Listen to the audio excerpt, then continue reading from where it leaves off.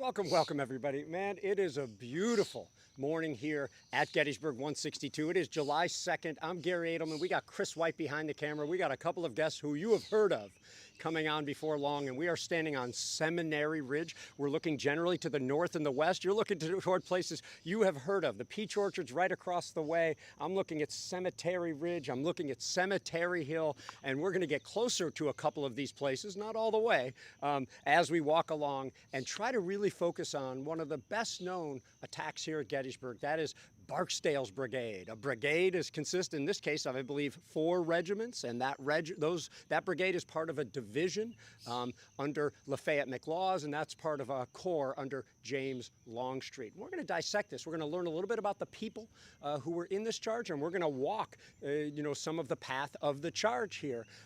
Those of you who couldn't tell exactly where we were before, you're about to know when Kris pans over across the field, along the Confederate line, and over toward the Louisiana Memorial, which supposedly has St. Barbara atop the body of a dead Confederate holding a flaming cannonball. That you'll see when we walk over here. Monumentation changed over the years. By the 1970s, you see a much different look than you saw in the 1890s and the early 1900s.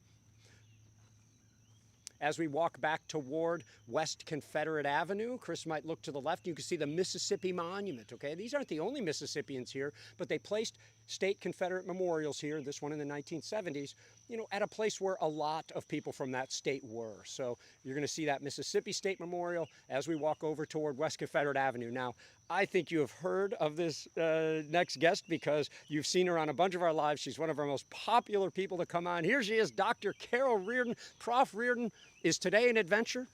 Oh, today's always an adventure. It's always an adventure to be out in the field with the American Battlefield Trust and that guy.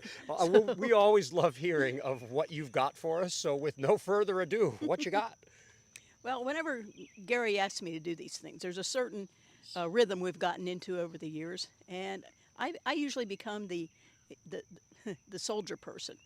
It sounds way too cavalier, and I do not mean this in any fun way, but it's one of these things that my role in these has sort of become one of the questions that I answer a lot in the Gettysburg Field Guide, and that is who fell here. But before I get to who fell here, I want to tell you something else about what's going on in park interpretation and Civil War battlefields these days. One of the things that the American Battlefield Trust, the Gettysburg National Military Park, and the Gettysburg Foundation, who I'm representing today, are thinking about is how to bring more people to learn our history on site. Studies have shown that the traditional visitor is a man in his early 50s. We want to try to find ways to bring families here, children. Start them off at a young age. Get them to learn, get them to buy into this history, get them to come back. Catch them young and make them lifelong learners here on our battlefield. And so for those reasons, I've been thinking a lot about families, how to get them here, how to teach them, how to engage them, how to inspire them. But once I get started thinking about today's families, I think about the families that were affected directly by this battle. Shortly, you're going to go off on an adventure that will take you along the path of General William Barksdale's attack. So I started digging into Barksdale's brigade to see what I could learn about Mississippi families and how they fared here. And what I saw was pretty shocking, actually. I'm sure a lot of you know that Civil War regiments were raised locally. They started out in a town or in a county. And so within a regiment, you had a lot of family connections, brothers, fathers and sons, cousins, people you went to school with, people you went to church with, people you did business with, your neighbors. There were a lot of interconnections. And when I started looking at the Mississippi casualty list for what happened here on July 2nd, what I saw was kind of stunning. One of the regiments you're going to be hearing about is the 17th Mississippi Infantry. Almost every infantry regiment has 10 companies, and the 17th Mississippi is like that. And when I went through their casualty list, what I found stunned me. In 9 of those 10 companies, I could find casualties who had the same last name.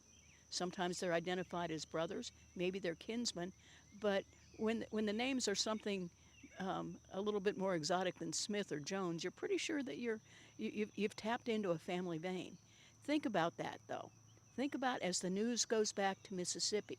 Of those 10 companies in the 17th Mississippi alone, 9 of them are going to have multiple casualties within a family line. And that's a pretty amazing thing. Just to give you an idea, in Company F of the 17th Mississippi were 2 brothers, a first lieutenant by the name of William Arsler and a sergeant by the name of Robert Arsler. They're brothers. They were born in Tennessee but moved to northern Mississippi. The lieutenant had been a school teacher. The sergeant was a farmer. And they are in line when the word is given to advance. You'll be following the path of the charge, but from where I'm standing right here, we're right near West Confederate Avenue, I can pretty much see the places where they fell because we have some idea about where they were first buried. I'm going to ask Kris to just turn around real briefly and just aim out toward the Emmitsburg Road. And as you do, there's one tree sitting all by itself. Well, actually, there's a series of trees just sitting all by themselves, but out near the one right next to the road on the left-hand side of the road as we're looking at it, right under there, a lot of you are familiar with the Elliott map. And the Elliott map shows where soldiers were buried. And about a dozen of the Confederates are identified by name. The lieutenant, William Arsler's grave, was right near that tree out there. So we have something about what happened to him. As far as his brother, the preliminary accounts of the burial gives us an idea of where he was as well. Now, Kris, I'm going to ask you to move a little bit to the right and see if you can pick up the James Warfield house, the stone building that's off to my right. Okay, see it in the distance. I'm sure you'll hear about the Warfields a little bit later. But Sergeant Robert Warfield, or Sergeant Robert Arsler, was buried initially near that house. So the brothers fell within sight of each other and were initially buried with each other, or close to each other. And that's one story, but in that very same company, there are 2 brothers, James and William Ogilvie. Both of them are going to be killed or mortally wounded in this attack as well. And the list keeps going on and on. In the 21st Mississippi, the Glass brothers are both killed in action here. I can't help but wonder what it's like for those families at home when they get the news. For those of you who are from Mississippi, you know that the story can even be worse than that. The 42nd Mississippi was not one of Barksdale's regiments, but on the first day, Captain Clark and 2 of his sons were killed in action in fighting near the railroad cut. That left a widow with about 7 other children at home in Mississippi to take care of. When we think about families today, we want them to come and learn and be inspired by the action that took part on this field. But think about the families of 1863 as well. And you begin to realize that what happened here is kind of like dropping a pebble into a pond of water. There are ripples that go out from that and will affect families and communities and generations yet to come. A lot to think about on a sunny day here in Gettysburg, I'm sure. And Garry looks like he wants to pick up and tell us some more interesting things. Thanks so much, Carol. This is really what it's all about. It's so easy for us to come out here. We come to Gettysburg. We have our favorite spots. We know our favorite units. But zeroing down to the people is something that nobody does better than you. And we'll be back with you shortly. Thank you so much. This is awesome. It's also awesome and seeing so many of you here to support us. Let's, if Kris doesn't mind, let's hit the sun a little bit here with Extrovert Painter already back with a super chat, as well as, I'll just say, Brenda Fireball. I see Buck Johnson, you know, he wants us to buy Carol lunch. We have to talk to Carol's agent before that's even possible. I mean, I just don't think that we can quite get her that easily. And thanks to Mike and Garrett, and I see at least 20 states already represented. I want to see somebody say Mississippi is ready. I haven't yet seen Mississippi actually being ready here. Let's see, you might be picking up Jim's mic there. We'll see. And he is our next guest. But before we bring him on, let me say that Kris is looking out toward the field of this attack. And some of you already have this all ready to go. You have it in your mind. But for those of you who don't, this is July 2nd, 1863. On July 1st, 1863, check out our coverage from yesterday, the Union was pushed back through town to Cemetery Hill, where they then formed the famous Fish Hook. On July 2nd, 1863, on this side of the line, just under 16,000 Confederate soldiers are going to emerge from these woods and some hidden hollows, and they're going to attack these famous places: Big Round Top, Little Round Top, Devil's Den, the Peach Orchard, the Wheat Field, Cemetery Ridge, okay? Now, the fights for Devil's Den and the Wheat Field and Little Round Top happen first, okay? This is by design, apparently. Longstreet's men are going in like this. They've got a real compact set of 8 brigades, basically, from here to the south, okay? That's McLaws' division and Hood's division, okay? To the north of here, it's a little bit thinner, okay? We're talking about 5 brigades under Richard Anderson, only 2.5 that are really going to get into action. So the real power punch of this assault on July 2nd, the largest attack at Gettysburg, is not Pickett's charge. It's this general movement and echelon toward the Union position on July 2nd is going to be this, okay? So after Hood's division all goes in, Barksdale's chomping at the bit. This is William Barksdale. We'll talk about him a little bit more. He is saying, let me go in, let me go in. And Longstreet says something to the effect of, don't worry, General, we are all going in presently. And to, sort of set this up, what does Barksdale have? What are his units? What is their goal? What are they going to accomplish? Let's bring on our good friend here. This is Jim Hessler, another super popular guest people love hearing from him. Battle of Gettysburg podcast, licensed battlefield guide, and so much more. Well, thanks. Thanks for having me. And it's obviously I have big shoes to fill now coming on after Carol. Thanks for taking the bag, Gary.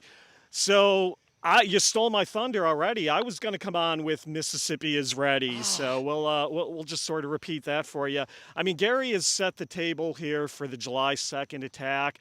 I'll just sort of throw in my 2 cents on some of this. We often come out here and the idea is that Lee and Longstreet on July 2nd are trying to attack up the Emmitsburg Road, which you guys have seen on some of the prior videos.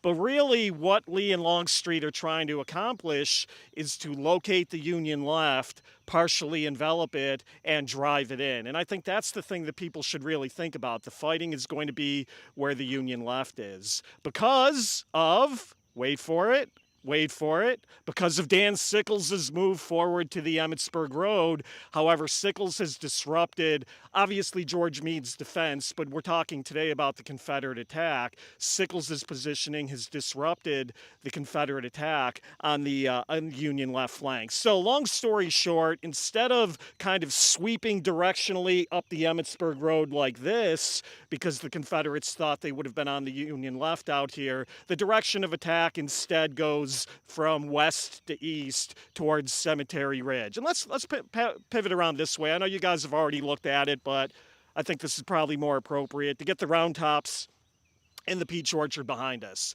There's some school of thought, was James Longstreet's attack intended to be echelon or not, 1 brigade at a time? Whether that was intended that way or not, it kind of did execute that way. And for our intents and purposes today, talking about McLaws' division and Barksdale's brigade, this meant that Barksdale's brigade was going to wait and wait and wait. Now, if Longstreet's attack probably steps off around 4 o'clock and starts moving towards Little Round Top, Devil's Den, and the Wheat Field, as Garry alluded to, Barksdale and McLaws were both waiting to get the green light from Longstreet to go forward. Now, William Barksdale's brigade probably would have been 4 regiments of Mississippians, about 1,600 guys. 13th Mississippi, 17th Mississippi, 18th Mississippi, and then on the other side of the Millerstown Road would have been the 21st Mississippi. Probably about 6 o'clock or so when they finally get the green light to go forward. And what's the objective? So the objective with the Emmitsburg Road and Sickles' forward line at the Emmitsburg Road, basically the regimental commanders, the men in the attack here, are basically told the enemy's line must be broken. That's the objective, folks. Break the enemy's line right in front. Barksdale's 3 left regiments in particular will be told to kind of then swing, incline towards the left, towards what would hopefully be an exposed gap in Cemetery Ridge. And Garry, I think we'll talk more about that when we walk it later. But for now, anything else you want us to cover? One thing for you, thank you. Before we go over to Carol again, Barksdale, first of all, has some support on his left, but there's kind of a gap filled by a regiment before the Alabamians really start. And then talk, if you will, about there's some artillery here. Is it Jordan? Yeah, for sure, for sure. So yeah, good points both. Over on Barksdale's left, we'll start with the infantry. Once you end with Barksdale's left, you then start to get into the zone of Richard Anderson's division of A.P. Hill's 3rd Corps. Cadmus Wilcox's brigade is the next in line. Wilcox's brigade, Anderson's division, Hill's 3rd Corps. Wilcox is supposed to step off when Barksdale's guys step off, and generally speaking, Hill's guys are to quote-unquote support Longstreet's attack. Now, there's going to be some gaps that'll open up and some overall lack of coordination between Longstreet's guys and Hill's guys as the attack develops, but I think Wilcox's guys in particular do some pretty damn good fighting out here on July 2nd. So that would be Wilcox over here. Artillery, yeah, is a big part of the fight for the Peach Orchard and the Emmetsburg Road. We all know Edward Porter Alexander. He's basically in tactical control of much of the 1st Corps artillery during the Battle of Gettysburg. Alexander would have posted during the later phases of the artillery assault that preceded the attack. Alexander would have posted some of his guns and batteries here along West Confederate Avenue. Kris, why don't we pan around here and look at some of the guns? Moody's guns, big 24-pounders. These guns here would have played well with hitting Sickles' salient from sort of this side of the field. So the guns played well, but they also drew return enemy fire back onto Barksdale's waiting troops. And so we do have accounts, Carol talked a lot of personal accounts, we do have accounts of the impact and the effect that the Union artillery would have had as it drew fire onto Barksdale's waiting infantry. Last but not least, and then I'll turn it back over to you, Garry, last but not least, when Barksdale is released to go forward and go in and attack that position, moving his brigade through some of the batteries posted in this position caused great confusion. And some of the regiments talk about having to move around the guns and close up, and that the positioning of these guns and the confusion that resulted might have been one of the reasons why Barksdale's brigade and step-off was delayed from some of the other parts of the attack. Very interesting. Thanks, Jim. And then lastly, let's not forget as we move over to Carol, that there is a supporting brigade offset behind Barksdale. That's William T. Wofford's Georgians. So we've got a lot going on here. There's going to be a lot of power to this attack. And before we go and try to walk this path, let's learn about some of these soldiers. Warning, it's probably not going to be an upper, but let's hear what you have to say, Carol, about some of this. By the way, you're getting a lot of love, and so is Jim. Ghost of Sickles' leg is on, as well as Sickles is going to hold the high ground, and today's edition of the Dan Sickles Report. So take it away, Carol. This is too much like fun in many regards, but I always get the most serious moment, I think, over the course of the live streaming events that we do here at Gettysburg. Since I know that Gary's usually going to ask me to do this, I purposely wait until he asks before I go to find the soldier I end up profiling for you.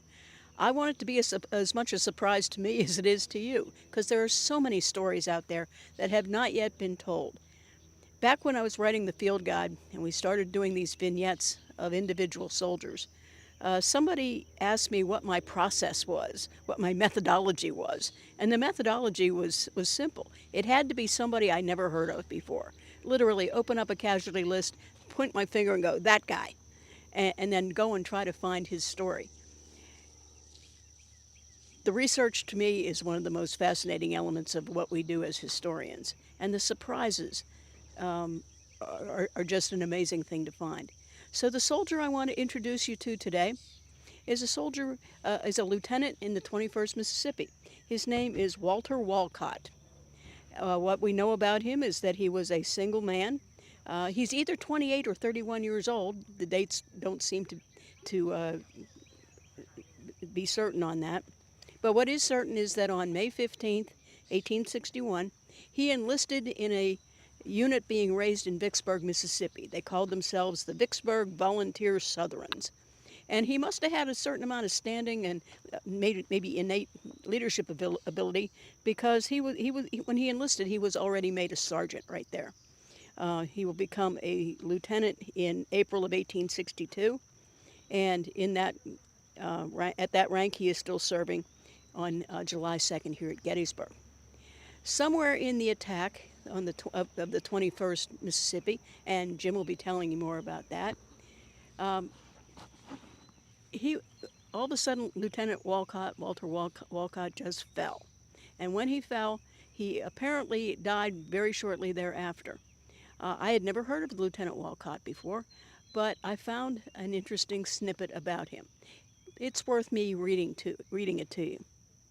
Walter Walcott Jr., the third son of Dr. Walcott, was born in Starkey, New York in 1827. He was educated in the common schools and at Starkey Seminary, and afterwards a bookkeeper in Rochester, New York, and St. Louis, Missouri, and became a merchant in Vicksburg, Mississippi. At the outbreak of the war, he enlisted in the rebel army and held the rank of lieutenant in the Vicksburg Volunteer Southrons. In Longstreet's terrible charge at Gettysburg, he was slain. All accounts describe him as a brave man, leading his men with undaunted courage on that bloody field. He was remarkable as a mathematical student and as an accomplished violin player. That interesting summary of this young man's life came from an unusual source. It sounds like something that you might expect to see in Confederate Veteran Magazine or in some Southern Tribute, but instead it came from the military history of Yates County, New York, his home territory. His father and his family were held in such esteem that even though young Walter had gone south, they decided that he was still a son of New York in many ways, and they offered that tribute in the county history. But there's so many questions that remain unanswered. Lieutenant Walcott is buried in Hillside Cemetery in Dundee, New York. In death, he returned back home. How did his family find out that Lieutenant Walcott had died here? When did they come down and identify his remains?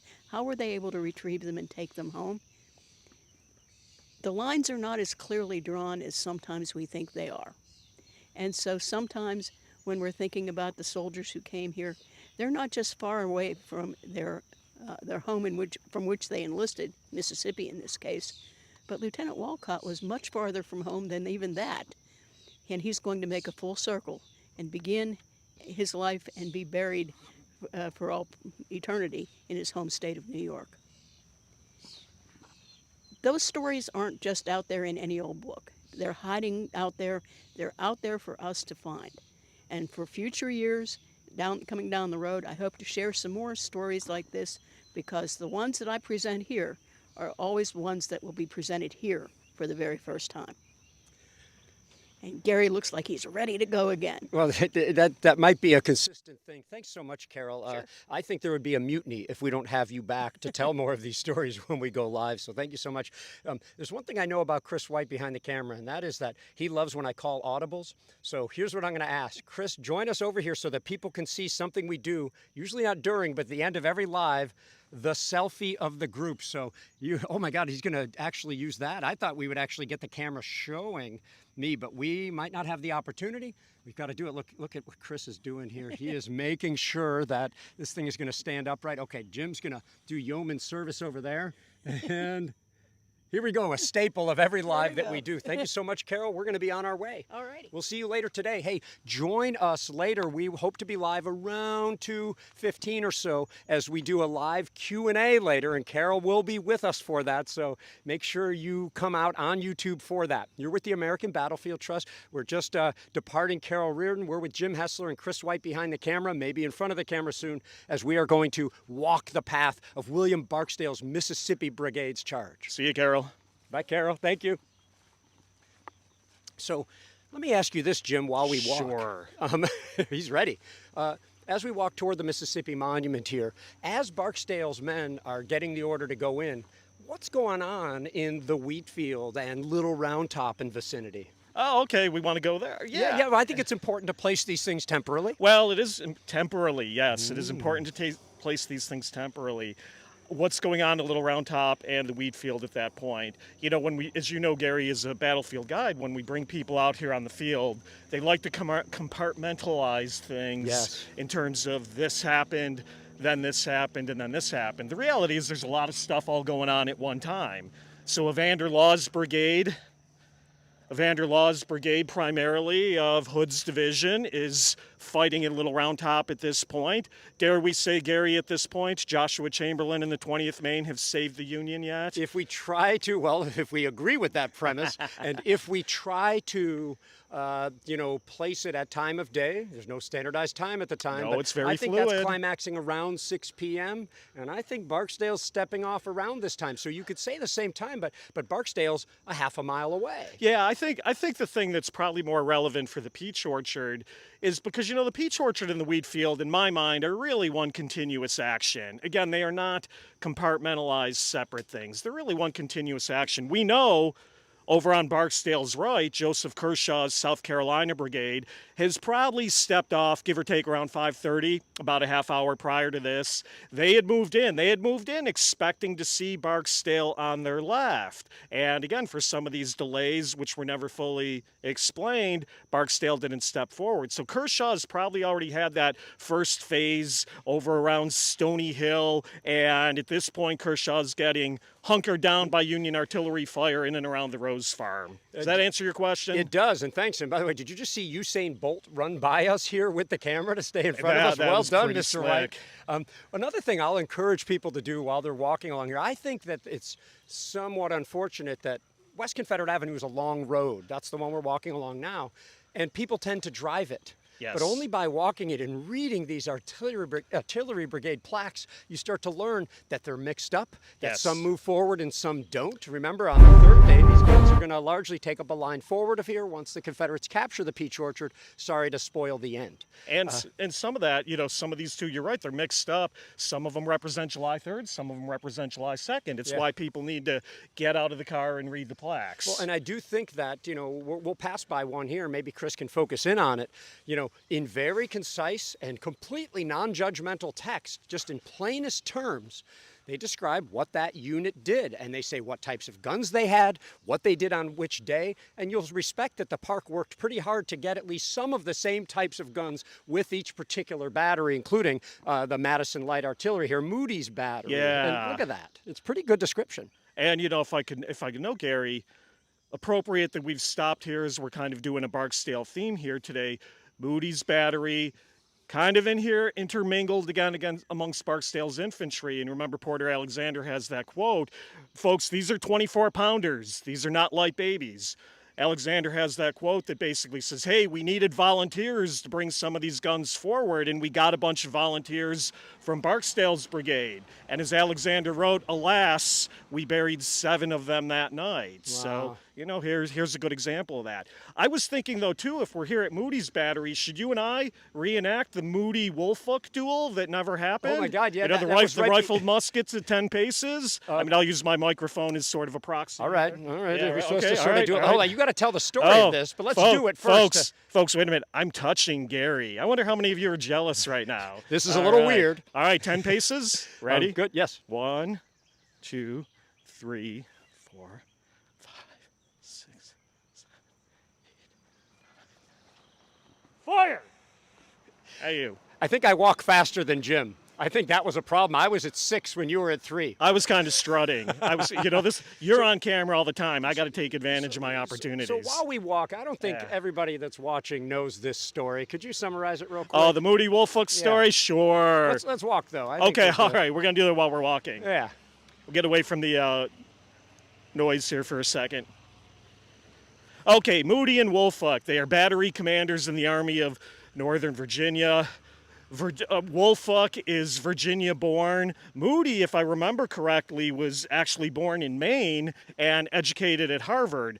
But regardless of where they were from, one of them, Moody, I think it is known to be kind of an irascible lawyer. Garry, do we know many irascible lawyers? I can't think of a single one that fought in this whole vicinity up there. Exactly. So long story short, while they're marching the prior day, the guy in the rear of the other guy is going to be eating a lot of dust. So there was a little bit of a debate between Moody and Woolfolk over who should be in front of the other guy. And as often happened with the irascible personalities of the Army of Northern Virginia, tempers flared and they were going to have a duel with rifled muskets at 10 paces the next day. But of course, something known as the Battle of Gettysburg intervened, and they never had their duel. But it's kind of a fun little story. Again, the quirky personalities that we deal with, right? Well, and I think that I bring this up a lot because people who haven't been to these battlefields or even those who have noticed that, that we sometimes have fun on a battlefield.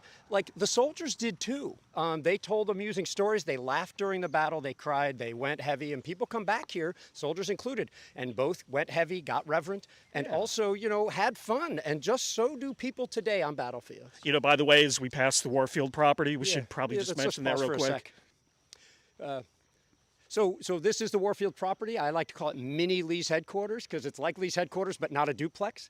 Park Service did a really good job restoring this. Whose house is this? Well, this was James Warfield, a local African-American who lived on this part of the battlefield. So sometimes as we transition off of this part of Seminary Ridge, you will often hear us refer to it as Warfield Ridge, and that's why, because of the Warfield property. And as Garry said, beautifully restored within the last couple of years by the National Park Service. Yeah, I couldn't agree more. I think it looks really nice. And just imagine being him 8 miles north of the Mason-Dixon line. I mean, there's also a large free black population along the Taneytown Road here. And, from what I know, none of these folks were taken back into slavery with Lee's army, but some in the vicinity were. I think a lot of Gettysburg residents went north of town into a hollow or something. Yeah. And, the other crazy resident story is we're here, right? Taylor's Battery, another one of the Confederate batteries. Let's not give the whole thing away, but who's in Taylor's Battery? Well, who's in the Taylor's Battery? Sergeant Henry Wentz. Another local boy who will have some implications here. The battle, I'm not going to give the whole thing away. Frankly, there isn't a lot to give away, but folks, remember that name, Wentz. Henry Wentz. I'll give one more thing away. His dad's name is John, and he lives in Gettysburg. How about that? Well, we'll find out in a few minutes. Yes. Hey, I wanted to, as we were stepping off and we were babbling and didn't get a chance to do it, there was an account when Colonel B.G. Humphreys of the 21st Mississippi ordered his regiment to step off. They basically shouted, "Attention!" Ooh. And the call ran like an electric shock and brought every man of the regiment up standing. I wanted to shout into that microphone, folks. I wanted to do that. Well, that brought Kris and I up standing. Well, there, that and was probably the some idea. Of our viewers. That was the idea. So, well, can you help us out here? From my understanding, it's the 21st Mississippi is on the right, and I think the 17th is next to them. And then in the and then 18 and 13, or is 13th is in the center. So, okay. I don't know why they go out of numeric order. Well, Other than I would remind you that the 13th Mississippi is Barksdale's old regiment. Okay. William Barksdale, when he was a colonel, was colonel of the 13th Mississippi, and there's some indication that he is riding on horseback kind of in front of his own old regiment, the 13th, which, again, would kind of be the left center of the line. So that makes some sense. What I'm trying to get at here, and maybe I'll be able to entice Kris White to get in front of the camera here shortly to talk more about Barksdale, but, is the 21st all the way off to our right, correct? And maybe some of the 17th as well? Let's paint the picture so that people can imagine where on Barksdale's line are we and what's going on now? Yeah, so as we're basically straddling the Millerstown Road here and heading east towards the peach orchard. Kris is kind of panning a little bit now, I believe, to the south towards the Round Tops. The field immediately here on our right would have been B.G. Humphreys in the 21st Mississippi. Yeah, to the second part of your question, is the right of the 17th Mississippi kind of here on the Millerstown Road? Yeah, I think so. All right. I think so. But the key to me is the majority of Barksdale's brigade is on the other side of the road. So, when the attack develops and when they hit the enemy line, you're going to have the three regiments on the left side of the road really kind of acting in concert, but the 21st Mississippi over here is going to kind of end up doing its own thing. Yeah, and we'll be there soon enough, but this is far from a helpless Union line in front of us. It's not the most stacked one, but we've got Graham's Union Brigade at the Peach Orchard, maybe on the left side of the view there, and over toward the Sherfy House. We're going to have more of Graham, supported by a little bit of Brewster's Brigade. Is that right? So we're talking about, Humphreys and Birney's divisions of the 3rd Corps. I mean, Union troops, right now where we're standing, Union troops pretty much as far as the eye could see along the Emmitsburg Road. Now, you would have had Union skirmishers out here as well. They are going to be driven in, though, by the onslaught of Barksdale's attack. You know, one other thing I wanted to Hold on, mention. let's pause maybe here for a sec while we have some shade. Oh, yeah, Let's see, shade I don't is know if nice. Kris has an agenda, but yeah, go ahead. Let's pause. One other thing I just wanted to mention while we were doing the walk. This is about 600 to 625 yards, Confederate position to the Union position. Well, you may be thinking, so what? This is the shortest attack any brigade in Longstreet's corps has had to make thus far that day. Almost half the distance, for example, that Law's brigade has to cross to hit Little Round Top. So this is a relatively short attack. Yeah, and something that, you know, many people might criticize Dan Sickles for, because he moved the point of his line, the famous salient, Ooh, salients. right up to the Confederate position, like you said, closer to the Confederates than any other point. And, you know, if something's to be criticized, that might be one of them. Well, you know, the other thing, too, though, is one of the reasons why he does that is when you do your terrain assessment, right? Observation in fields of fire. And look, folks, right or wrong, we're just trying to tell you what happened, not judge on it. Right or wrong, by moving forward to the Emmitsburg Road, he thought it would improve his observation in fields of fire towards the enemy position. And from that perspective, I think he's right. And he's not alone on that front either. The famous John Buford on July 1st put people... my favorite meme I've seen so far is Lily Tomlin is an operator, and she says, First Corps, may I help, or can you hold? And there's Sam Elliott saying, I reckon I can. You know, you realize, because we all have the same friends on social media, you realize that meme's been shared like 550 times in the last 24 hours. But because it's from you, it's great. I'm sorry to detract, and I haven't even looked at the feed here. Thank you, Jim. So Buford is along the Emmitsburg Road, okay, on July 1st. And then on July 2nd, you've got 3rd Corps elements, and you've got the 1st Massachusetts, and for a time, the 4th Maine are also seizing that. Look at that. I mean, that high ground along the Emmitsburg Road. Anybody would see that this is potentially important. The question is it a place to be given the position the Confederates take up? Part of terrain assessment is it key terrain? Is it decisive that will give you a marked advantage? And look, folks, the results ultimately show that it's not key terrain. So again, we're doing more Barksdale today and not making Sickles excuses, but ultimately the results show that it's not decisive for Dan Sickles and the 3rd Corps to hold. Okay, what are we doing here? Do we keep? Well, I was going to jump in here with the voice of God and just point out a few things about 3rd Corps. So what we're talking about out here with 3rd Corps, remember, the 3rd Corps at the Battle of Chancellorsville was 18,000 men strong. They took the 2nd highest number of casualties at Chancellorsville, then come here to Gettysburg after that attrition and then enlistments and other problems of men leaving the Army, and they're down to about 10,000 men. So they're going to be out here stretched very thinly on that line that Dan Sickles pushes forward. Right or wrong, if you want to debate that, go for it. But with William Barksdale and his brigade of Mississippians, there's a lot of anger within this brigade. This is a very veteran brigade. Barksdale takes over at the Battle of Savage's Station for the entire brigade. He's a firebrand before the war. This guy is from Tennessee, moves to Mississippi. He's 41 years old, even though he looks like he's 71 years old. And he gets into fights on the floor of Congress, and at one point his wig falls off, and that's what stops the fight because everyone's laughing at Barksdale. But he's very much a firebrand, and he has no real military training, even though he serves in the Mexican-American War in the 2nd Mississippi. He comes out here with a very level head to the American Civil War. As Jim pointed out, he commands the 13th Mississippi, takes over the brigade at Savage's Station, and then commands it throughout the battle for 2nd Manassas, then goes to Antietam, and then at Fredericksburg fights just a magnificent delaying action, holding back the entire Union Army with roughly his brigade and some Floridians on December the 11th. Fast forward to May 3rd, 1863, his men are the rear guard.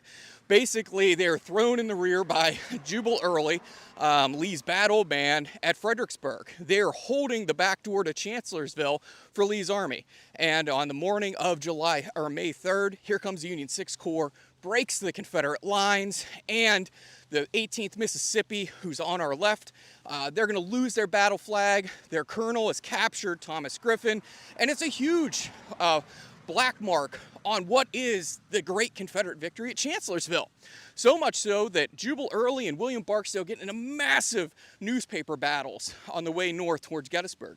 They're going to talk about having lots of problems with each other, and Early's going to blame Barksdale, and Barksdale blames Early, to the point that Lee has to step in.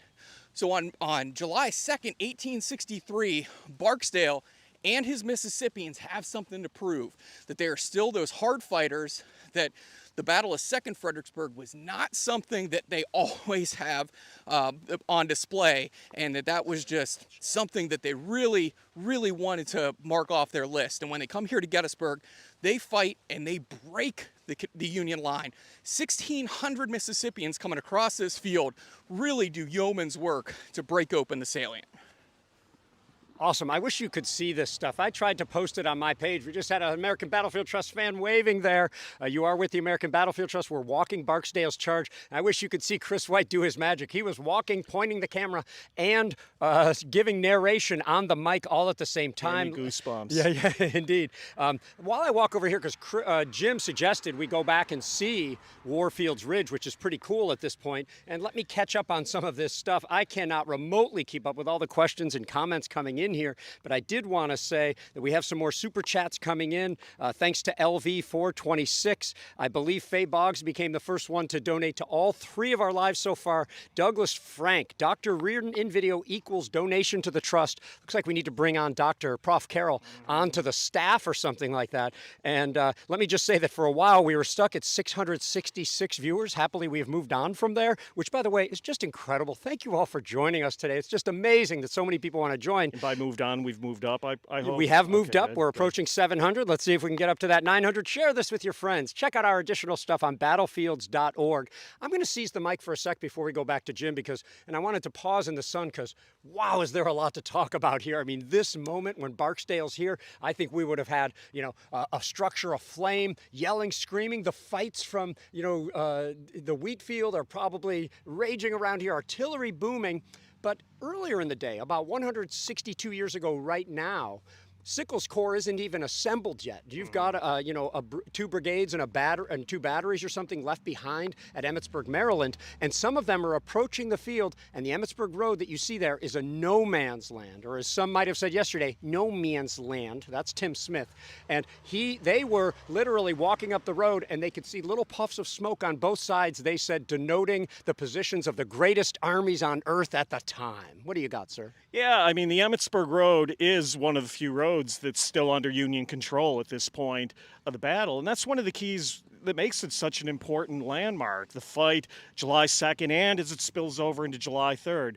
Now, what I was going to say when we stopped here and we're panning over back towards Warfield Ridge, I just wanted to add that we have accounts primarily from B.G. Humphreys. When I say B.G., Benjamin Grubb Humphreys, Colonel of the 21st Mississippi, not to be confused with Union General Andrew Humphreys. But the 21st on Barksdale's right would have been sweeping through the field that Kris is panning into right now. And accounts say that when they got about 300 yards away from the Emmitsburg Road position. So that would be roughly about halfway through the field. About halfway through this field, 300 yards, the 21st Mississippi stopped, unleashed a volley onto the Sickles' position, and then from there they broke forward into sort of a run and just rushed the goal line as they described it at that point. So imagine this area here now. You can see even too how the field goes up a little bit towards the Emmitsburg Road. But at this point, man, we're firing a volley and we are going for it. And as we said before, the instructions are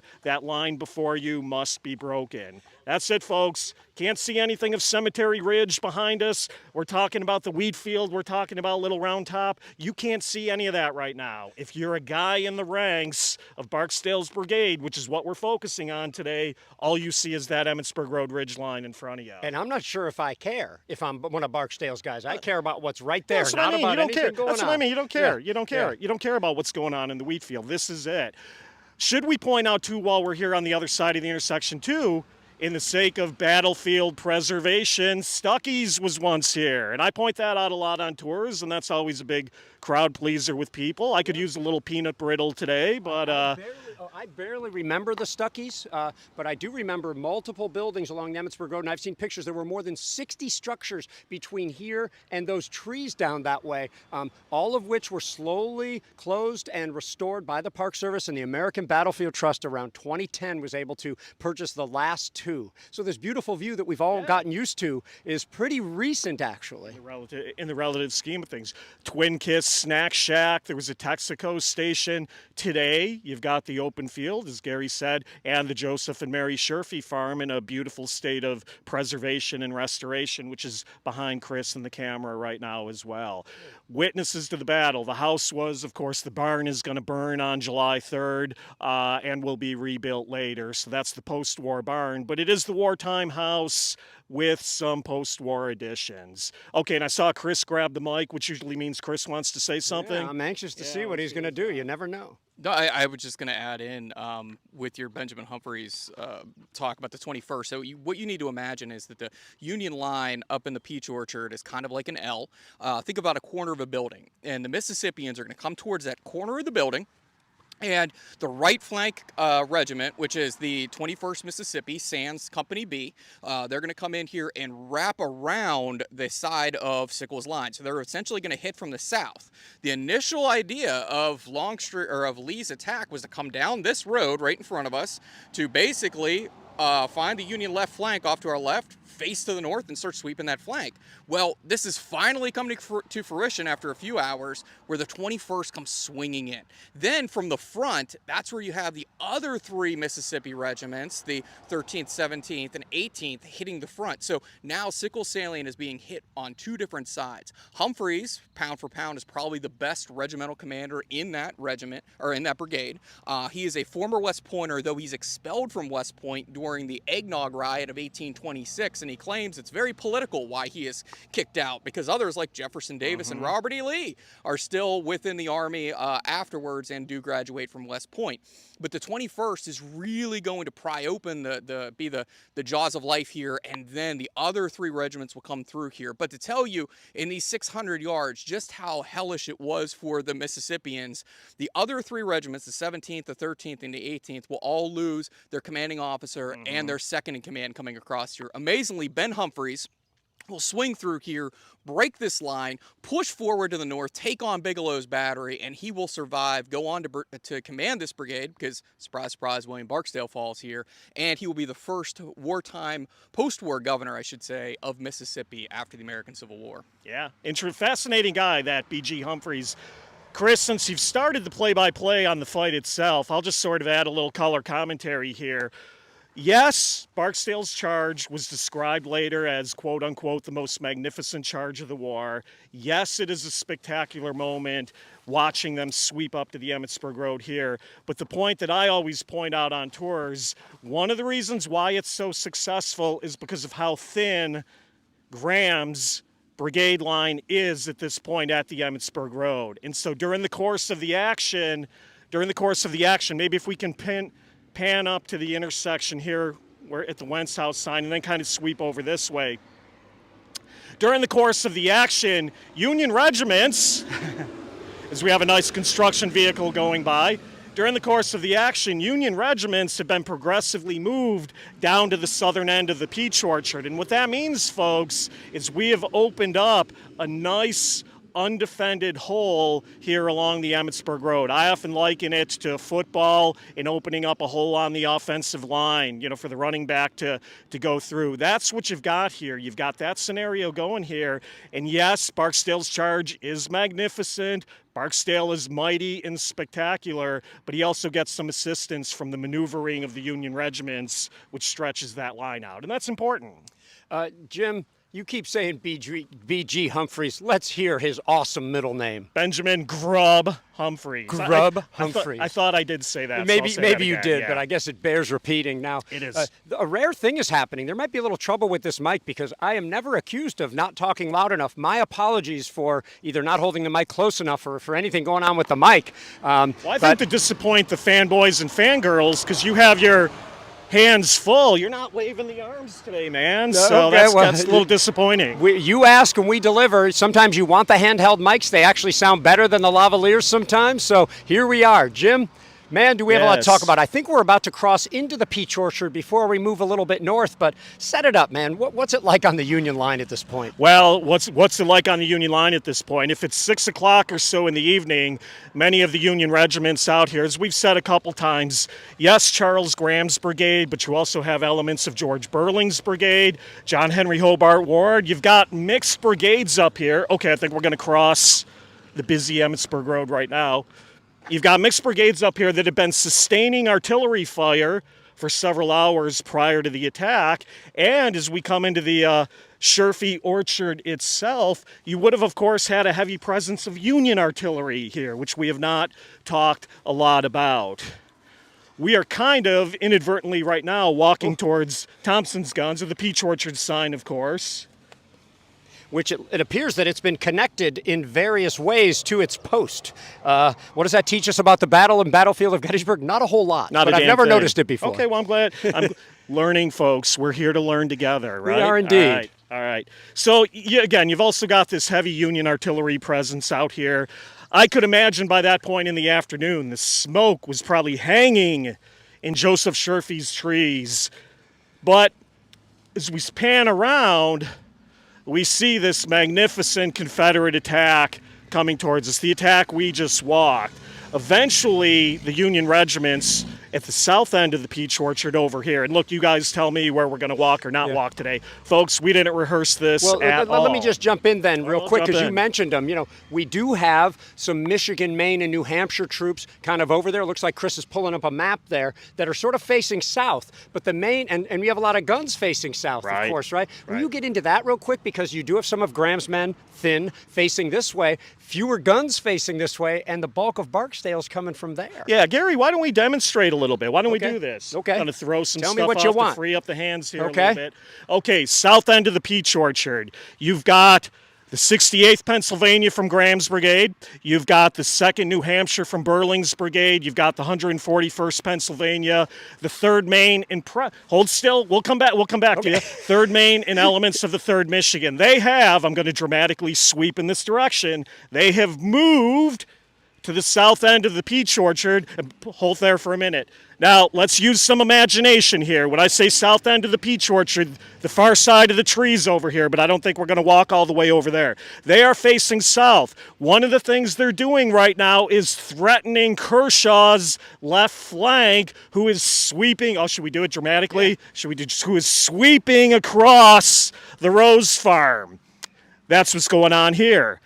Fronting, though, the Emmitsburg Road will be the aforementioned 68th Pennsylvania. They're actually facing in that direction.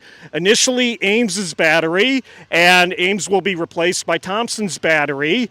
And then, Kris, if you pan around this way, past the stop sign, you would have the other elements of Graham's brigade as we swing towards the Sherfy farm. And we get some photo bombing on camera today.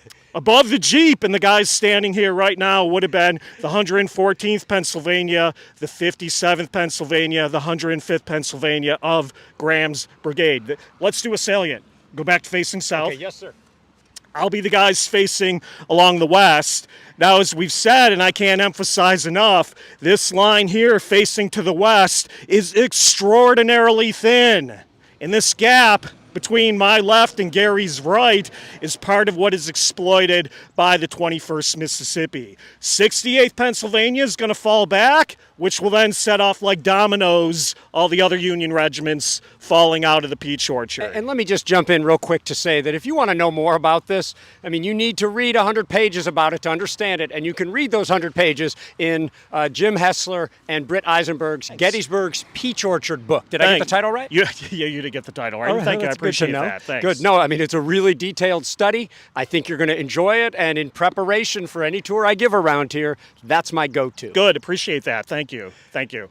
Good. So here we have Barksdale coming up. We've got the Yeah. 21st and whatnot, and we've got these in the hand wave. So what we have here is Barksdale is going to start to be successful and start a movement in that direction. Yeah. But before we get up there, we've had somebody asking about this. While this is happening, you've got the Alabamians under Wilcox going toward their destiny at the Cadore Thicket. Beyond that, somebody asked us to talk about Lang's Floridians, the smallest Confederate brigade here, with 3 brigades of Floridians also going toward the Pennsylvania Monument. Right. No, it wasn't here during the battle and whatnot. No, we are live, sir. We're not engaging right now.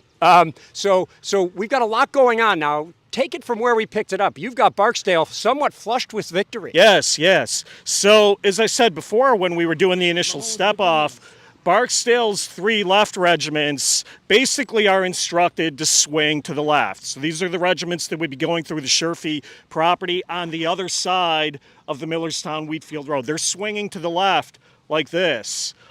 Colonel Humphreys and the 21st Mississippi on our right, they're coming more, and Gary's going to proxy for that right now. As Gary's going straight east, imagine that being Colonel Humphreys and the 21st Mississippi. They're crashing through this end of the Peach Orchard right now as Union regiments and batteries are pulling up and getting out. Watch when we get to the top of the ridge here, hopefully the camera will pick it up, how the view towards Cemetery Ridge opens up dramatically as we get to the top of the Peach Orchard Ridge here. And Humphreys coming to the top of this ridge, we'll start to see a number of Union batteries along the Wheatfield Road limbering up and starting to pull out. Humphreys is going to go for the prize of some of the Union guns, particularly the 9th Massachusetts Battery.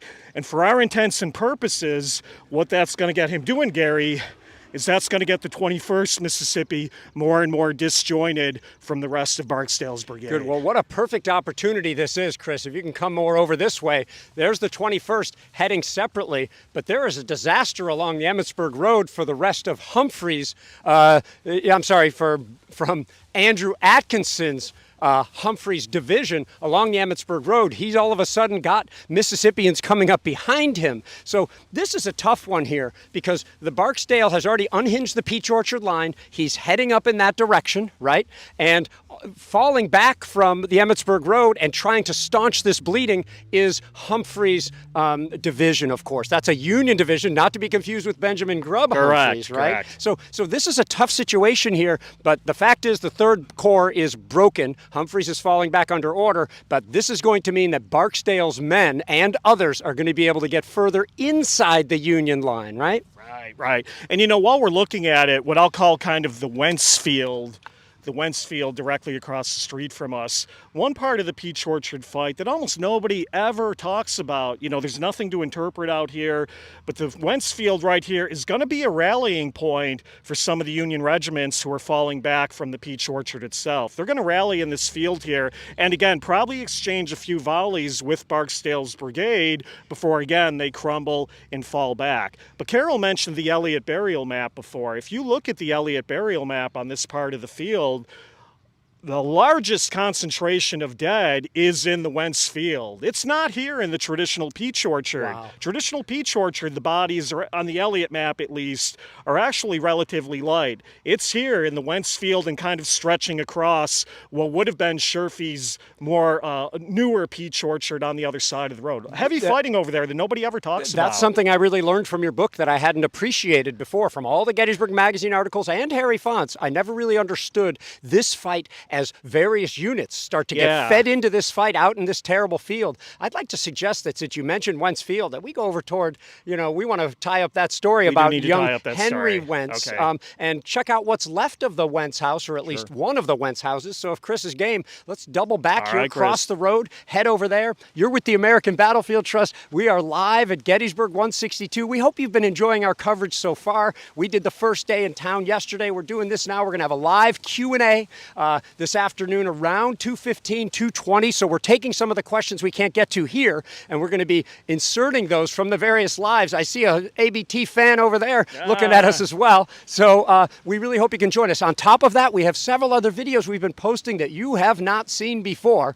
We have to pre-shoot some videos at places where we don't have the sufficient connectivity. And by the way, we do our best with the tech, man. If we need 3 mics, there's nothing that the tech suddenly says that, oh, you can have a 3rd mic. There are limitations to what we do, and we appreciate your forbearance as we do the best we can out here in the field. Jim? Well, we're not stopping, I don't think, at Thompson's Battery while we swing by. I do want to just give a quick shout out to Private Casper Carlisle, Medal of Honor recipient who receives his Medal of Honor for saving one of the guns in the battery out here as they are under heavy assault from Barksdale's brigade. I just wanted to give Carlisle a shout out. The forgotten individual stories that we don't always talk about. Well, and because the American Battlefield Trust is a fundraising organization and this is only possible with donations, let me call out Jeffrey Acton, let me call out Uber MX, some of whom, oh my God, he said, I know that voice, as Ric Flair would say, woo.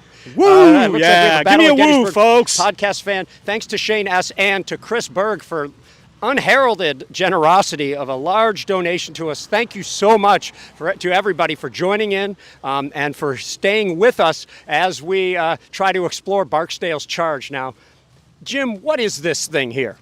Yes, what is this thing? This is the foundation of the old John and Mary Wentz property. John and Mary Wentz owned, I think it's about 2 acres or so, kind of roughly just in this general area, surrounded otherwise by Joseph Sherfy's peach orchard.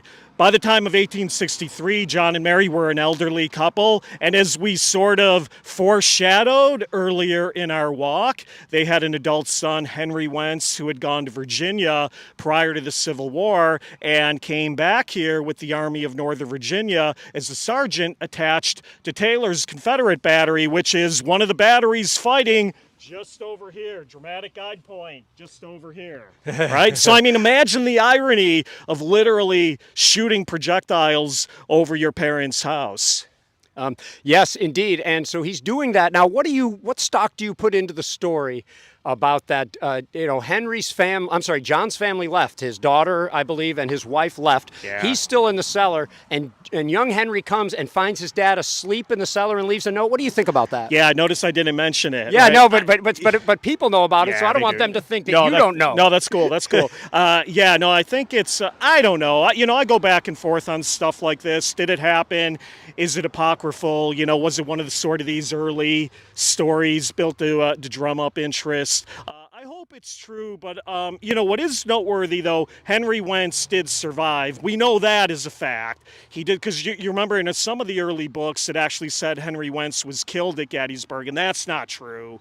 He did survive, and we do know pretty much that he did come back to Gettysburg after the Civil War. So whether the battlefield story of him pinning a note on his sleeping father is true or not, I think John and Henry did at least have opportunities to reunite afterwards. And how about we frame it that way? I think that's a good one. There's a lot of apocryphal stories at Gettysburg, and some of them are just the best ones. There's a reason why they've become popular. You know what I always say, if it didn't happen that way, it should have. Right? I like it. So I think we're going to start wrapping up, but man, there's a few things going on here.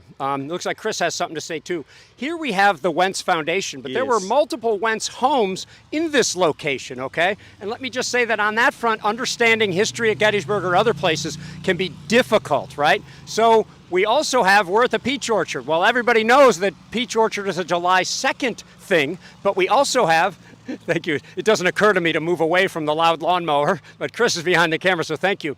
But so people think this is a July 2nd thing, but all of a sudden, the capture of this position, and this could be the real great point of, if you call Barksdale's charge successful, if Longstreet says the best 3 hours fighting ever done by any troops on any battlefield is those 2 divisions, maybe he means the capture of this position, which, Kris, allows the Union on July 3rd to have an artillery line much closer to Cemetery Ridge. Man, I'm glad you brought that up, because not everybody agrees with us on that interpretation, but that's exactly what I always say too. The legacy of the peach orchard, in my view, is exactly that. Lee wanted to capture the Emmetsburg Road for artillery. He does. Now he captures it late on July 2nd, really too late to be of value on the second day. But this capture out here and this Confederate artillery line along the Emmetsburg Road on July 3rd is one of the things that's going to encourage Lee to continue the attack on July 3rd. And as we know, that attack, Pickett's charge, is a relatively spectacular failure,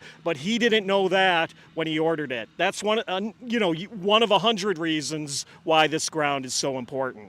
Yeah, I have to agree with you, Jim. Lee calls this the desired ground. Yep. And he wants it. And E.P. Alexander, whose guns are only 600 yards away, this is point-blank range for Civil War artillery. It gets so smoky in here that some of the Union artillerists allegedly have to get down, look over, fire through the smoke to see their targets. But Alexander talks about the grandest mini-charge coming afterwards, where he puts his 6 batteries together, rides up here after this Peach Orchard salient falls, and then is able to deploy his artillery line to fire off to the northeast and try to enfilade that Union line. Lee still not totally able to figure out where that Union left flank is. I think it's also important to point out and wrap up Barksdale's charge story. I think we may have failed to do that. And I 100% agree with Jim. There's a lot going on over here where we have Kershaw's South Carolinians coming in, Wofford's, Georgians, we have Barksdale. It's a team effort out here for the Confederates to break this salient. And if the Confederates would attack from one side, I mean, the 3rd Corps may have been able to handle it with Union reinforcements, but since they're hitting from the south-southwest, since they're hitting due west, it's just impossible for these 10,000 plus soldiers with some help from other corps to do so. Yeah, that's right. So when Humphrey's men comes up through here, Benjamin Humphreys, 21st Mississippi, they're going to crack the south end of this Peach Orchard. They're going to sweep up through here. One of those soldiers, and I think in Company D, is a guy named Isaac Stamps. He's a company commander. He's actually the nephew of Jefferson Davis. We talk a lot about Joe Davis and his brigade on the first day. Well, Isaac's here, and maybe he's the favorite of the family because he's carrying Davis's old, Jefferson, the Confederacy's president's, sword from the Mexican-American War. And when he's shot through the bowels out here, Stamps says, he'll be mortally wounded carrying Jefferson Davis's sword. It's something also to remember that some of these Mississippians actually served under Jefferson Davis in the old 1st Mississippi Rifles, which was a famous Mexican-American War unit that Jeff Davis led off to war. And as Secretary of War prior to the American Civil War, Jefferson Davis will sign many of the officers' commissions as the Secretary of War. So some of the most famous Civil War soldiers, North and South, will have had their Secretary of War prior to the war be Jefferson Davis.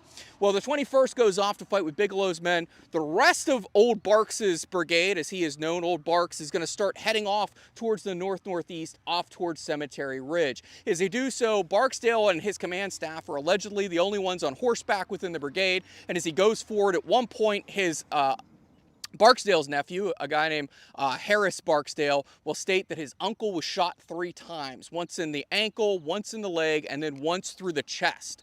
According to one account, the chest wound was so terrible that whenever they gave Barksdale water later on, they will see water bubbling up out of his chest. Now, there's a lot of those gruesome stories here from the battlefield, some apocryphal, some true. But Barksdale goes down.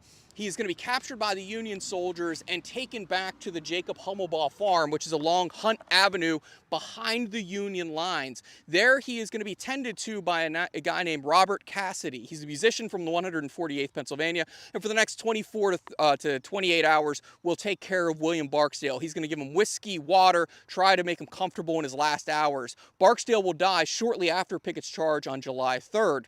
He'll be buried on the Gettysburg battlefield and eventually exhumed and taken down to Jackson, Mississippi, where he's buried in Jackson, Mississippi. Barksdale, one of my favorite accounts, comes from an 1864 regimental history of the 33rd New York, a Union regiment who did not fight here at Gettysburg, by the way. They fought with Barksdale at 2nd Fredericksburg, and they will state apocryphally that Barksdale died on the crimson fields of Gettysburg without even a slave to bring him a cold cup of water, which is one of my favorite accounts because not only are they not here, it's throwing that Civil War shade in real time in 1864, but there was actually a Union soldier giving him that cold water in his final hours. That's a great point. And in the final hours, too, he's reportedly thundering, "Beware! Tomorrow Longstreet will be in your rear." And, of course, that didn't quite work out so well for them also. Jim, anything else to add? We're at 70 minutes. We still hope to go live again today before the Q&A. We're going to try something. Andy Poulton, by the way, who's back at American Battlefield Trust headquarters monitoring the chat. Him and Kris have worked so hard to make this tech as good as it is, and we love seeing y'all who have noticed some of the difference, the quality in this. And they do this despite my best attempts to cheapen everything. So thanks so much for all of that. But we do hope to go live. That might be surprising to Andy. But anything else to add before we wrap up? Geez, I mean, so much to add, but I'll keep it brief. You know, in summing all this up, sometimes I hate to use Edward Porter Alexander because he's great, but he's also a great Monday morning quarterback. But, you know, in looking at the tactics of all of this, which we've only touched on, brigade, Alexander said afterwards, few battlefields could exhibit worse tactics when we would have taken it with a lot less loss had 8 brigades gone in at one time. I'm not saying I agree or disagree with that. I'm just closing, though, with the words of somebody who was here and studied the situation considerably. I'm going to take your cue on that. Jim Hessler, man, thank you so much for joining us today. It's been a long time since I've done one of these with you guys. I thought you lost my number. Yeah, Thanks for having me. Well, we actually did. It was that thing that happened that one time at the gas station. Long story. Thanks to Dr. Reardon, Prof. Carroll here. Thanks to Kris White behind the camera. Thanks for the creepy side hug there. Thank you all for watching and for all you do for battlefield education, inspiration, preservation, and restoration.